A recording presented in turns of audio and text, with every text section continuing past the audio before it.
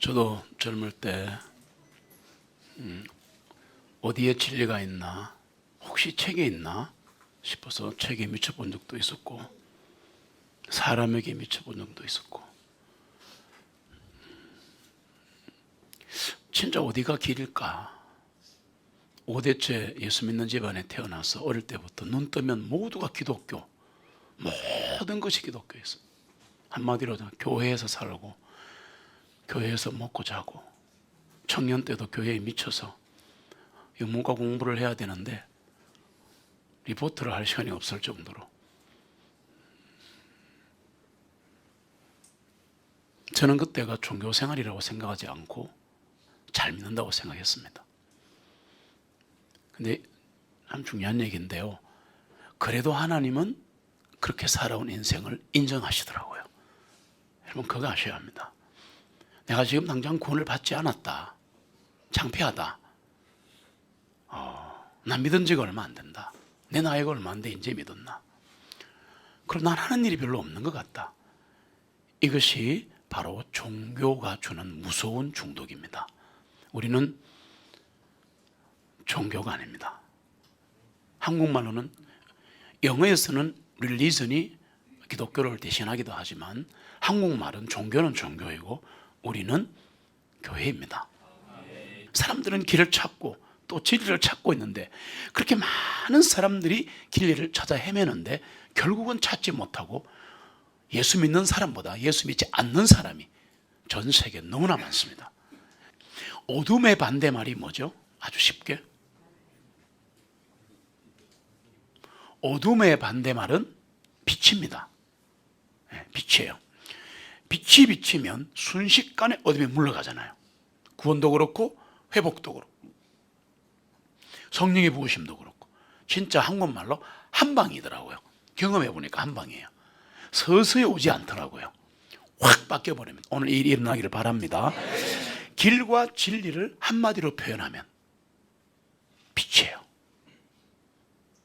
길이 어디 있는가, 진리가 어디 있는가라는 것을 사람들은 찾아 헤매고 수많은 철학 서적을 보고, 그러다가 서구 교회들이 철학화되어 버렸습니다.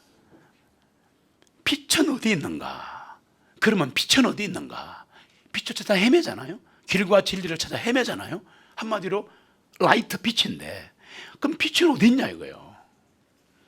요한복음 1장 4절로 9절 같이 읽습니다.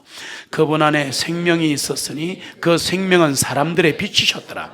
그 빛이 어둠 속을 비추는데 어둠이 그 빛을 깨닫지 못하였더라. 하나님이 보내신 사람이 있었으니 그 이름은 요한이었더라. 그가 증언하러 왔으니 그 빛을 증언하여 모든 사람이 자기를 통해 믿게 하려 하였더라. 그는 그 빛이 아니라 그 빛을 증언하라고 보내심을 받았더라. 그 빛은 참빛이었고 그 빛은 상안으로 들어오는 모든 사람들을 비추느니라. 아멘. 예수님이 빛이신 거죠. 네.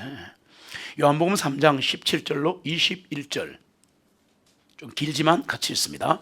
이는 하나님께서 자신의 아들을 세상에 보내신 것은 세상을 정죄하려 하심이 아니요 오히려 그를 통하여 세상이 구원을 얻게 하심이니라. 그를 믿는 자는 정죄를 받지 아니하나 그를 믿지 아니하는 자는 이미 정죄를 받았나니 이는 하나님의 독생하신 아들의 이름을 믿지 아니하였기 때문이라.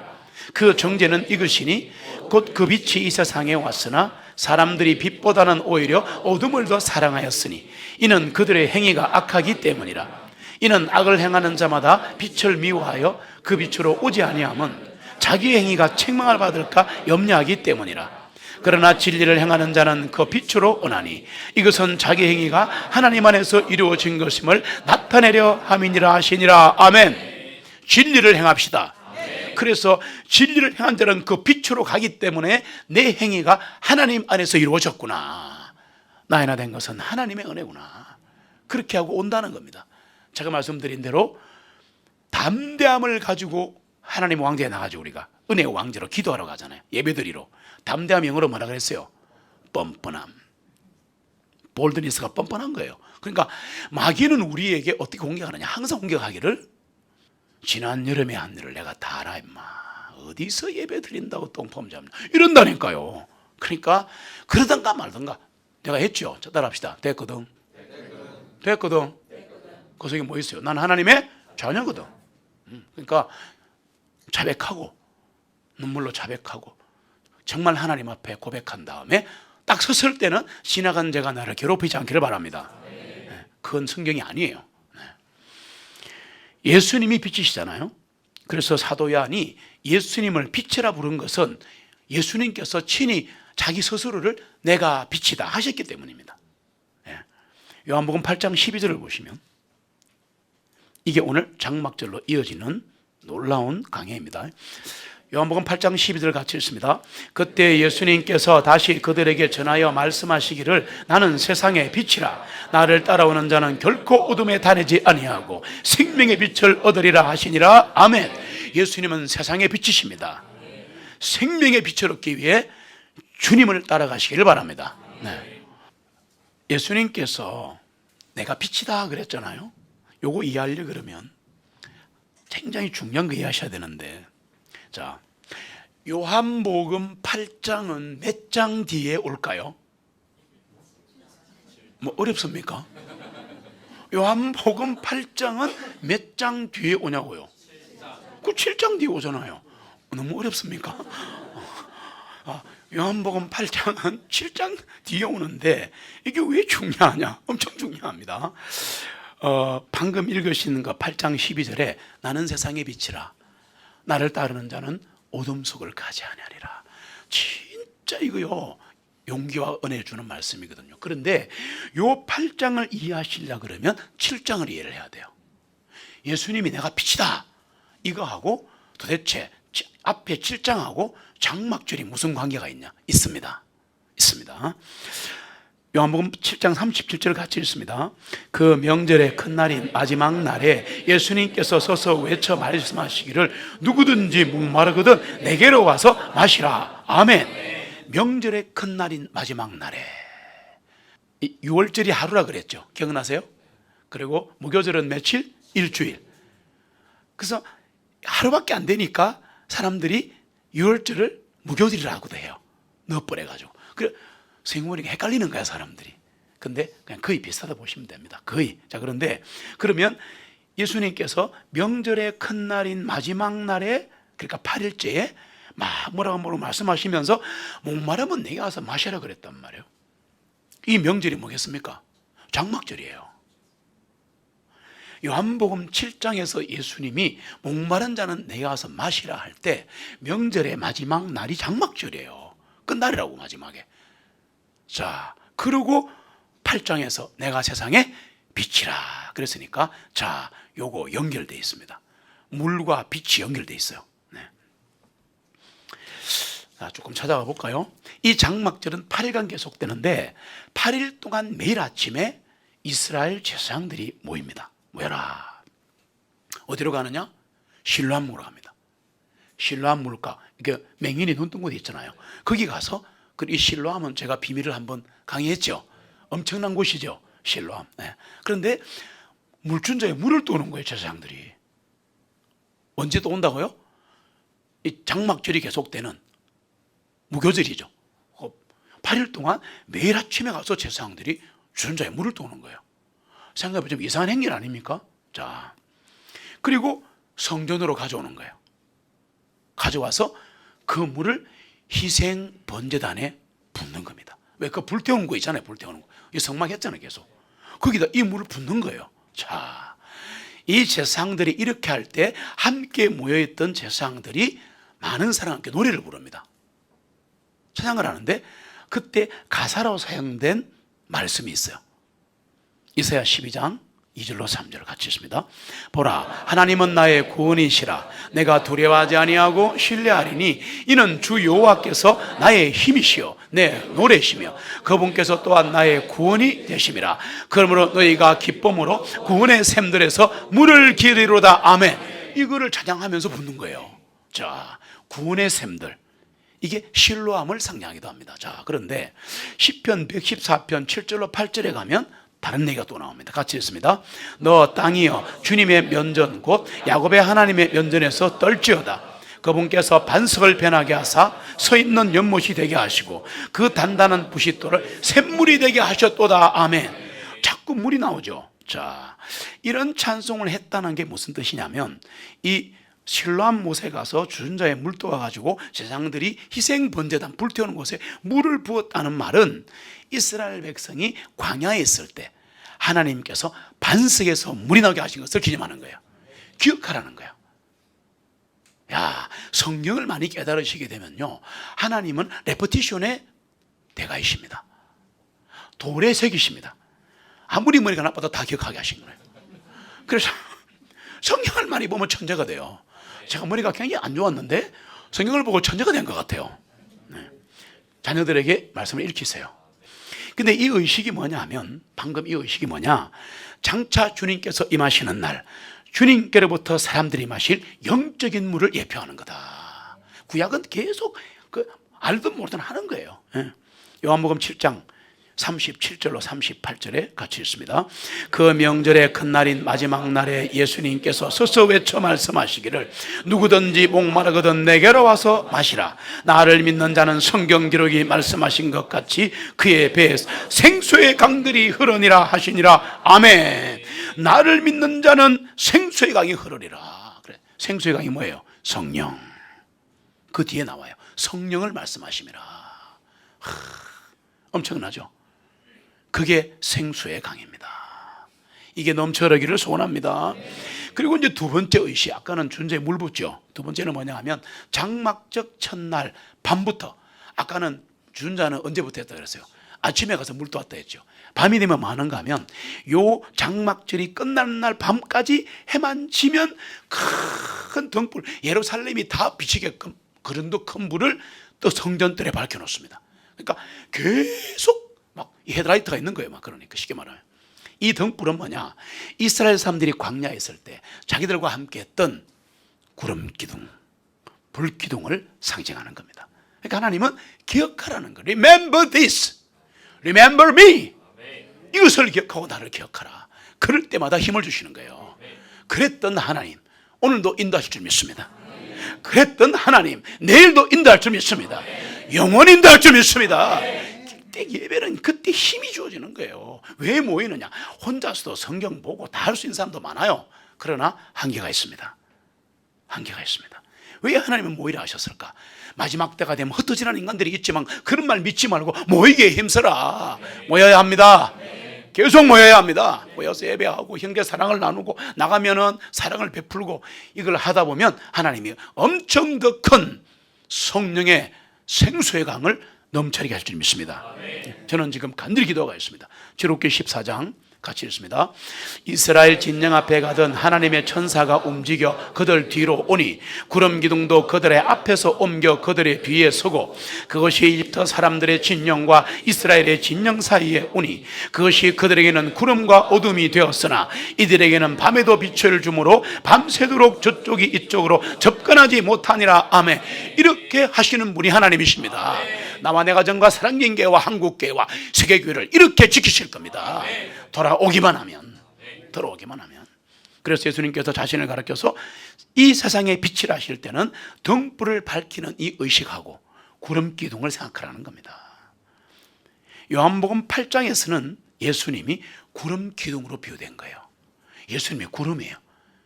그 이제부터 여러분은 하늘에 구름이 보일 때마다 나를 인도하신 하나님을 생각하란 말이에요. 이 세상 모든 만물이 하나님의 Godhead, 신격을 보여주는 거란 말이에요. Godhead가 뭐냐? 삼위일체를 말하는 거예요. 그게 굉장히 중요한 구절입니다. 하나님이 계신다는 걸 보여주는 거예요.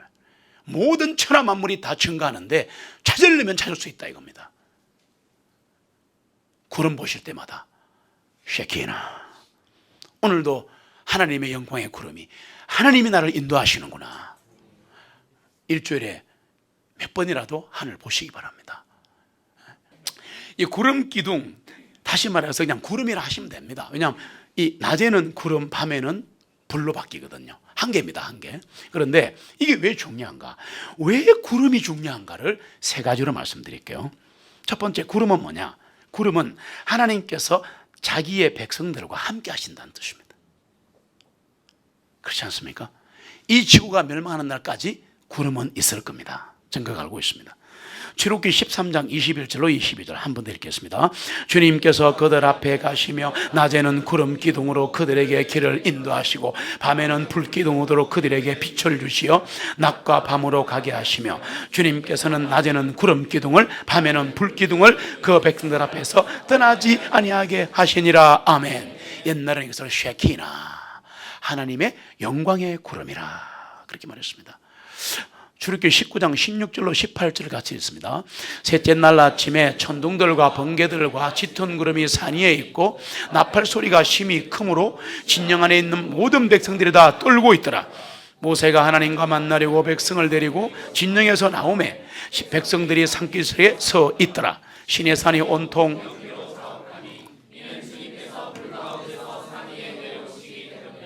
그 연기가 화로의 연기같이 솟아오르니 온 산이 크게 진동하니라. 아멘.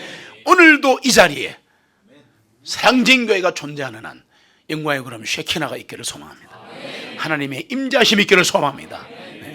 네. 시대가 많이 지나요. 그러면 하나님의 영광의 구름인 쉐키나가 이스라엘부터 떠나버렸습니다. 그러자 말라기 이후에 400년간 하나님 말씀이 사라집니다. 지금 현대 교회에 말씀이 사라졌습니다. 너무너무 가슴 아픕니다.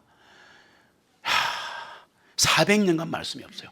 그러다가 예수님께서 시간과 공간을 뚫고 이 세상에 오셨습니다.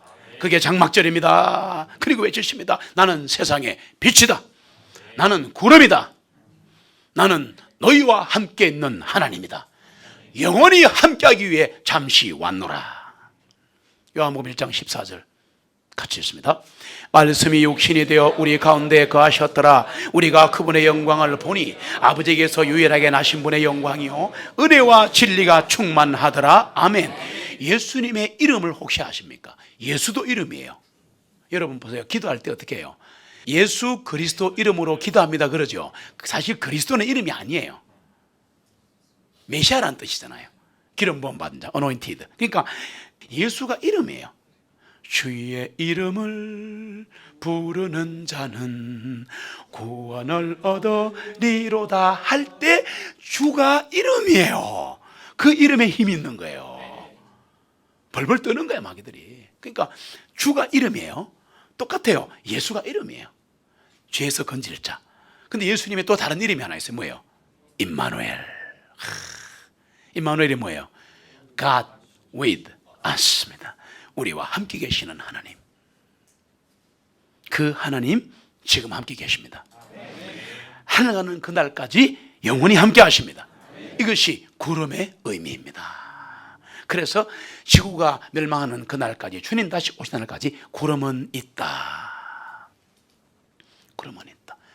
두 번째로 하나님께서 구름을 왜 상하셨는가?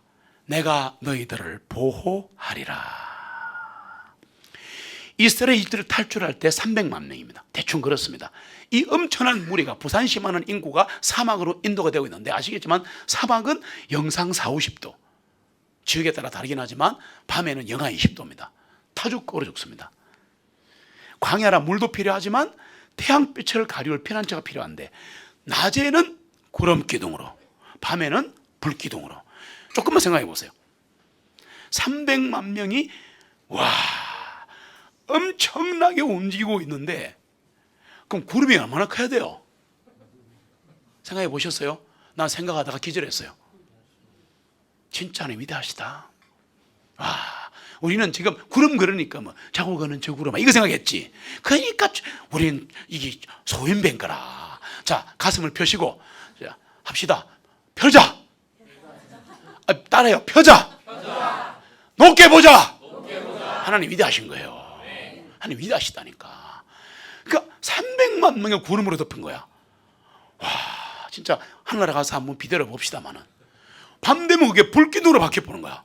떳떳하게 이거 그리고 또 안 느끼는 게 있어요. 내가 40년간 너희를 인도하는데 신발 딸갔나? 어째 신었지? 헷갈리는 거예요 이제. 여러분 정말 하나님 위대하신 겁니다. 우리가 이걸 이론으로 배우고 암기로 배워서 그런 거예요. 살아계신 하나님을 경험하시기 바랍니다. Knowing God, 하나님을 알아가는 게 신앙인데 알아가는 과정 속에 원 스텝, 투 스텝, 쓰리 스텝 가게 되면 나타나는 게 익스페리언스인가 하십니다. 하나님을 경험해야 돼요. 욥처럼 내가 하나님을 여기서 배웁니다. 경험해야 돼. 경험하시길 바랍니다. 네. 경험해야지 doing God이 되는 거야. 하나님을 행할 수가 있는 거야. 내가 하는 일이 하나님 일이 되는 거야. 맞습니까? 성속 구분하지 마십시오. 예수 믿는 사람은 다 주님의 종입니다. 성직자입니다. 한국말로. 그러면 내가 하는 일이 거룩한 일이란 말이에요.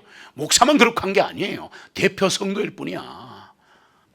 지금도 주 예수님께서는 구름 기둥과 불 기둥으로 우리들을 보호하고 계십니다. 지금 시대는 구름 기둥, 불 기둥이 뭘까요? 그럼 진짜 나타나나? 아니요. 말씀과 성령님. 말씀과 성령님. 말씀이 성령님이고 성령님이 말씀이에요. 할렐루야. 요한복음 6장 63절 평생 영어라 그랬죠. 육신은 전혀 무익하니라. 내가 너희 이런 말들이 영이요 생명이니라. 말씀이 들어갈 때 영이 살아나잖아. 살리시는 영, 마지막 아담 예수 그리스도. 성령님으로 여기 계시고 내 안에 계시고. 맞아요? 말씀과 성령님이 오늘도 우리를 인도하시고 내 가정을 인도하시고 사랑진을 인도하신다. 세 번째로 백성들이 광야에 있을 때 백성들을 인도하는 도구로 사용하셨다. 그러니까 구름은 우리를 보호하시고 먹이시고 입히시고 이해됩니까? 그리고 마지막에 인도해 주는 거야. 인도해 주는 거야. 여러분 광야에 이정표가 있어요 없어요? 광야는 사막이에요.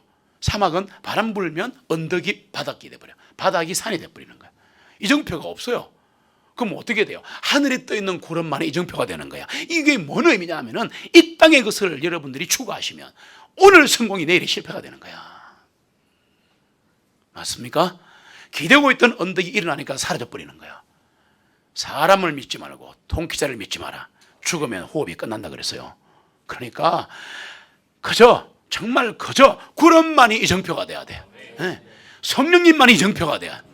말씀만이 내 발등에 불이 돼야 되는 거야. 민수기 9장 17절로 20절 같이 읽습니다. 그 구름이 성막으로부터 떠오르면 그 위에 이스라엘 자손이 진행하였고 구름이 머무는 곳에서는 이스라엘 자손이 그들의 장막을 쳤더라. 주님의 명령을 좇아 이스라엘 자손이 진행하였고 주님의 명령을 좇아 그들이 장막을 쳤으며 그 구름이 성막에 머무는 동안은 그들이 그들의 장막들에서 쉬었더라. 잠깐만요. 쉴 때도 있어야 합니다. 무조건 일만 하지 마세요. 신학교는 그러면 안 됩니다. 쉴 때 쉬고 안식할 때 안식하고 주님과 조용히 기도할 때는 기도하고 함께 모여 기도할 때는 천지가 진동하도록 기도하지만 홀로 기도할 때는 주님과 만나시기 바랍니다. 구름이 멈추면 쉬시는 거예요. 혼자 바둥거리면서 사업해보겠다고 자녀를 키워보겠다고 목회해보겠다고 전도해보겠다고 그런 짓 하지 마세요. 성령님이 가라시면 가고 구름이 멈추면 그 밑에 전능자의 그늘 아래 쉬는 거예요. 좋습니다. 감사합니다. 그러고 있으면 더 크게 인도하시는 거야. 더 크게 주신다 이 말이에요. 뭘 주시든 간에 그렇게 되시기 바랍니다. 또 읽겠습니다. 여러 날 동안 오래 머물 때에는 이스라엘 자손이 주님의 명령을 지켜 진행하지 아니하였으며 구름이 성막에 며칠 동안 머무를 때에도 그리하였으니 주님의 명령을 따라 그들은 그들의 장막들 안에 머물렀으며 주님의 명령을 따라 그들이 진행하였더라. 아멘. 이걸 두 글자로 뭐라 그래요? 순종 하시기 바랍니다. 네. 민수기 9장 21절로 23절 마무리를 하겠습니다. 같이 읽습니다. 구름이 저녁부터 아침까지 머물러 있을 때에도 그리하였으니 구름이 아침에 떠오르면 그들이 진행하였으며 낮이든지 밤이든지 그 구름이 떠오르면 그들이 진행하였더라.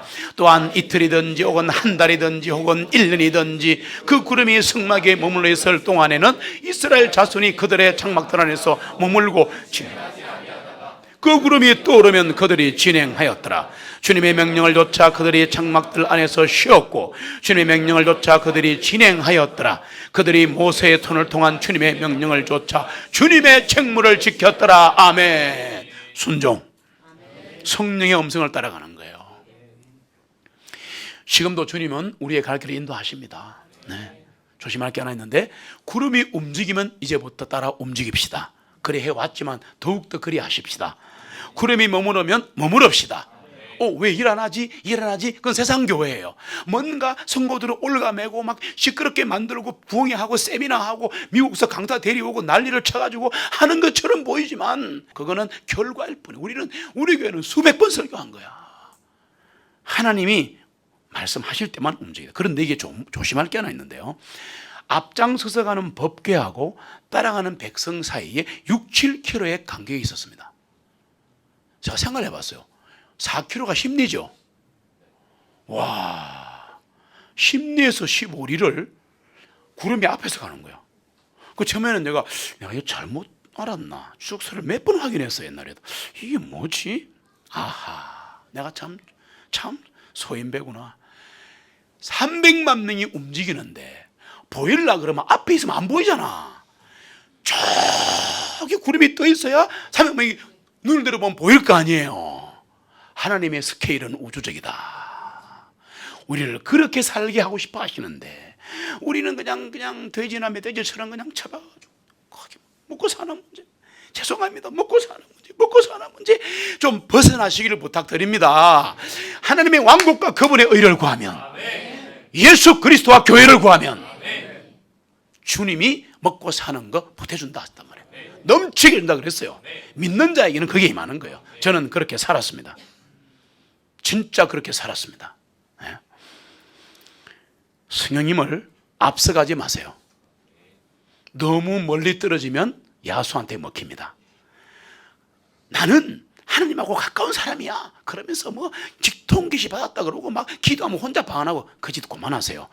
바싹 가까이 붙어버리면 어떤 일이 벌어지냐, 인도하심을 본인이 너무 확신하는 거예요. 나는 주님의 인도하심을 받는 위대한 종이야 이러면서 헷갈리게 버립니다. 그래서 6, 7km 떨어졌다는 거의 의미가 뭐냐, 앞서지도 말고 뒤처지지도 말고 바싹 붙지도 말고 주님을 따라가라.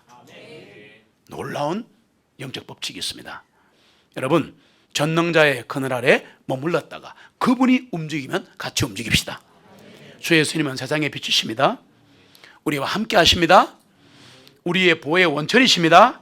우리의 인도자이십니다. 8장 12절을 다시 한번 보겠습니다. 그때 예수님께서 다시 그들에게 전하여 말씀하시기를 나는 세상의 빛이라. 나를 따라오는 자는 결코 어둠에 다니지 아니하고 생명의 빛을 얻으니라 하시니라. 아멘. 12장 46절을 같이 읽습니다. 나는 한 빛으로 세상에 왔나니 누구든지 나를 믿는 자는 어둠 속에 가지 않게 하려 함이라. 아멘. 예수 그리스도를 믿으십니까? 그러면 예수님을 믿는다는 게 뭐냐? 간단합니다. 예수님께 몰입하는 겁니다. 한국말 합시다.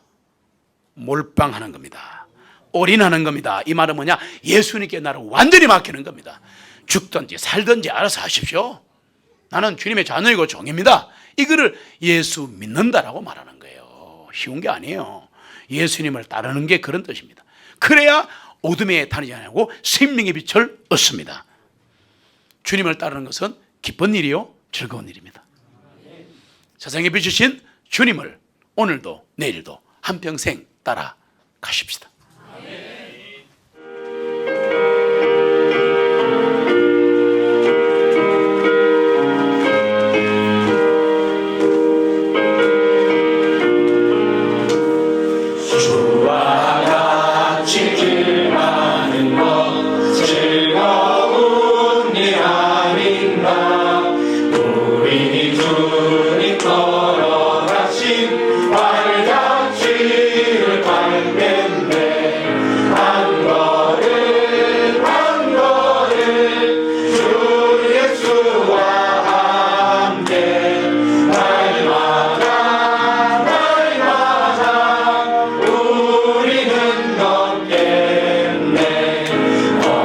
어린아이 같은 우리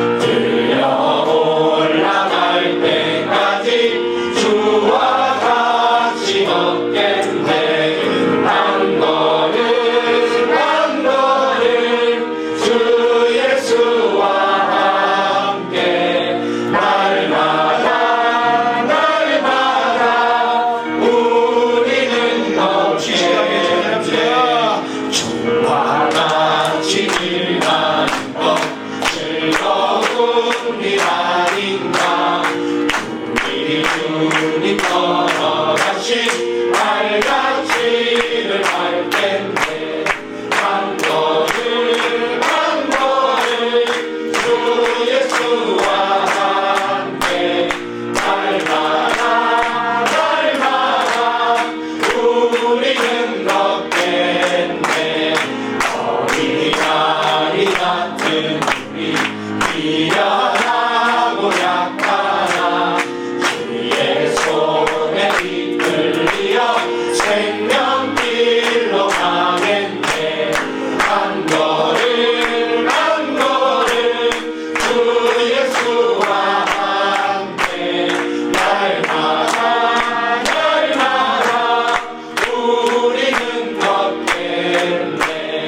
혹시 뛰는 들판이나 험한 골짜기라도 주가 인도하는 대로 주와 같이 가겠네.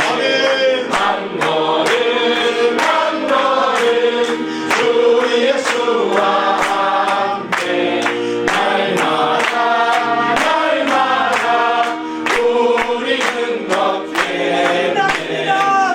날 성지에 놓친 우리를 더 천국